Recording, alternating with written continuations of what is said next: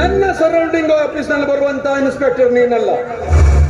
ಹಾಗಾಗಿ ಕೇಳ್ತಾ ಇದ್ದೀನಿ, ನೀನು ತಪ್ಪುದಾರಿಗೆ ಬಂದು ಹೆಜ್ಜೆ ಇಟ್ಟಿದ್ದೀಯಾ ಅಂತ ಅನಿಸ್ತಾ ಇದೆ ನನಗೆ.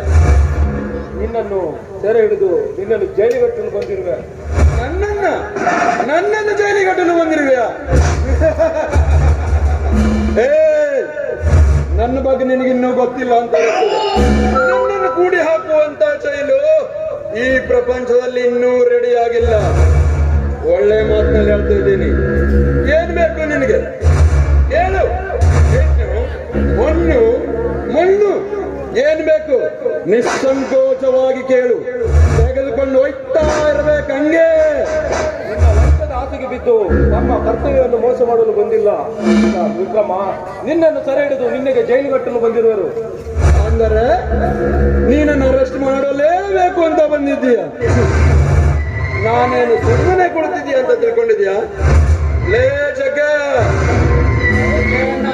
ನಾವು ಯಾರು ಅಂತ ಇವ್ರಿಗೆ ಸರಿಯಾಗಿ ತೋರಿಸು ಒಮ್ಮೆ. ಮಣ್ಣಿನ ತಂಟೆಗೆ ಏನಾರಪ್ಪ ಅಂದ್ರ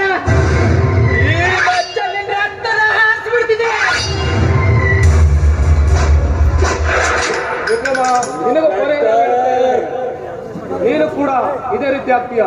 ಇಲ್ಲ, ನಮ್ಮೊಟ್ಟಿಗೆ ಬಂದು ತಪ್ಪು ಹೆಜ್ಜೆ ಇಡ್ತಾ ಇದ್ದೀರಾ. ಹುತ್ತಿನಲ್ಲಿ ಮಲಗಿರುವಂತ ನಾಗವನ್ನು ಕೆಡುತ್ತಾ ಇದ್ದೀರಾ. ಎಚ್ಚರ. ಕೊನೆಯದಾಗಿ ಹೇಳ್ತಾ ಇದ್ದೀನಿ, ವಿಕ್ರಮ್ನನ್ನು ಎದುರು ಹಾಕೊಳ್ಬೇಡಿ.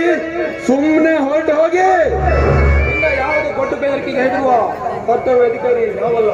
ನಿನ್ನನ್ನು ಜೈಲಿಗಟ್ಟಲು ಬಂದಿರುವ. ಅರೆಸ್ಟ್ ಮಾಡ್ತೀಯ? ಎಷ್ಟು ದಿನದ ಅರೆಸ್ಟ್? ಎಷ್ಟು ಹೊತ್ತಿನ ಅರೆಸ್ಟ್? ನೋಡ್ತೇನೆ. ನಿನಗಿನ್ನ ಉಳಿಗಾಲ ಇಲ್ಲ ಇನ್ಸ್ಪೆಕ್ಟರ್, ನಿನಗಿನ್ನ ಉಳಿಗಾಲವಿಲ್ಲ.